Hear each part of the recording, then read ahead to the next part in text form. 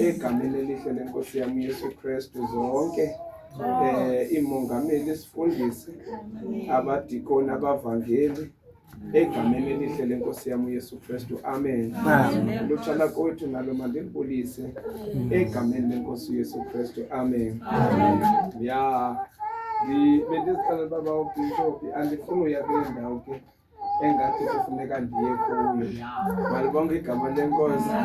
Bendihalele nje uyenza short nje inkonzo yanamhlanje senze kufanele sizenze emva koko ke sikhululekeni.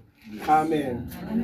Kodwa ke kukho lo mbongo awutshoyo apho mamfundisi uthi unabantu bakho Thixo ngamaxesha wonke.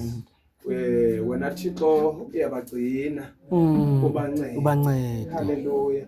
Kodwa into enqabileyo kwaba bantu bakho Thixo bagcina entweni zonke ubancede uba xa kufika ixesha lokubulela bane-tendency yokokuba bangezi kuye uThixo babulele ngezinto uThixo abenzele zona. Malibonke igama lenkosi.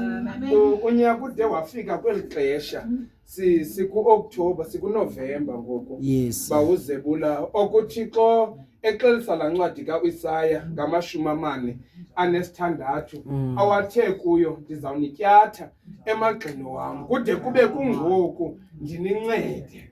Malibonke igama lenkosi. Akuthethileyo kuThixo ngathi side sibe kanti sikule nyanga ezigqibelisa ngo-BR ekugqibeleni uzuyazi okokuba inene uThixo ebeloko ekubeka emagxeni wakhe. Malibonke igama lenkosi. Kuba izinto bezisenzeka kulonyaka uba uThixo bengekho kunye nawe mamumothe ngekuthethwe enye into ngawe okanye ubomi bakho ngobungeyiyo lento obuyiyo namhlanje. Bekhona izifungo mabishop umnikina ebezifungiwe bathiwa akayi kufika uNovember ubomi bakhe busadibene nomphefumlo. Bathiwa ngenxa yokokuba sinoThixo onabantu abagcina abancede ngamaxesha onke. Sigqithe kwizithiyiselo ebezibekiwe amabhishophu Sindi kodwa uke wanyathela inene akathi ukugqitha kwakhe kufane nokuza kwakhe.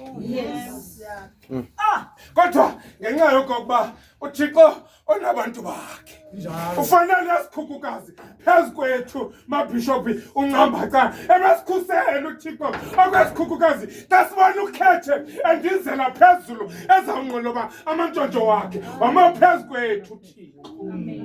Njalo baba wama phezu kwethu Thixo oyongcwele.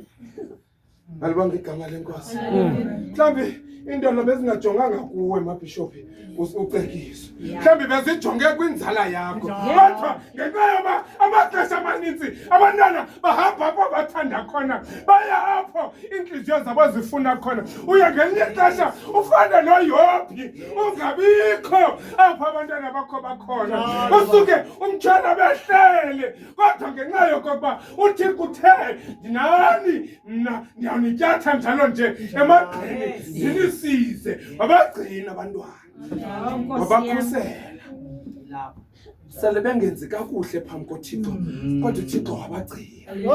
Kuba uThixo unabantu bakhe ngamaxesha wonke ubanceda abasize. Malibonke igama lenkosi. Silapha family yakho wethu sibheke emaphethelweni walonyaka simbonile uThixo mamfundisi uNkohla esibambe ngamazinyo. Simbonile uThixo esibamba ngamazinyo kwentshontsho lentsha libanjwe ngunini elibona kokuba libheke engozini.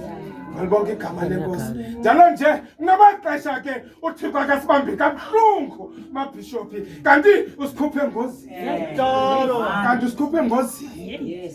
Malibonke igama lenkosi. Ubona emsebenzini izinto zingahambi kakuhle kanti ngalo lonke lo xesha uThixo ukhuphe engozini.